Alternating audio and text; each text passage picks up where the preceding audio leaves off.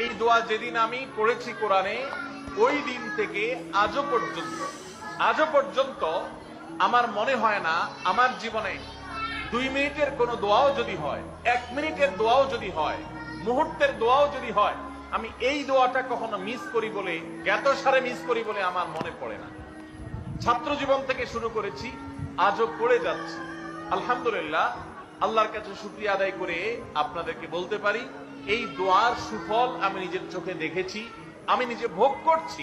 এজন্য আপনাদেরকে আমি বলতে চাই, বিবাহিত হন কিংবা অবিবাহিত হন, আপনার দাম্পত্য জীবনের সুখের জন্য সর্বপ্রথম এবং প্রধান করণীয় হলো এই দোয়া। এর বাইরে আরো সাধারণভাবে আল্লাহ তাআলার কাছে দোয়া করতে থাকা, যেন আল্লাহ তাআলা আপনাকে এমন একজন জীবন সঙ্গী দেন। মা বোনরা দোয়া করবেন জীবন সঙ্গী, আপনারা দোয়া করবেন এমন যেন জীবন সঙ্গিনী দেন, যে জীবন সঙ্গী আপনার চোখ জুড়ানোর মতো হবে। দেখুন, আল্লাহর ভাষা এমন যে এই ভাষা তো অলৌকিক, এটাতে কোনো মানুষের ভাষা নয়। দোয়ার ভাষ্য লক্ষ্য করেন, আল্লাহ শিক্ষা দিচ্ছেন আমাদেরকে, রব্বানা হাবলানা মিন আজওয়াজিনা ওয়া যুররিয়াতিনা কুররাতা আয়ুন। হে আমাদের রব, আমরা আপনার কাছে এমন স্ত্রী চাই, এমন সন্তান চাই, এমন পরিবার চাই, যেই পরিবারের সদস্য, আমার স্ত্রী, আমার সন্তানরা আমার নয়ন জুড়াবে, আমার চোখ জুড়াবে, এরকম মানুষ চাই। একটু ভাষাটা লক্ষ্য করুন। আমরা সাধারণত দোয়া করলে কি চাই?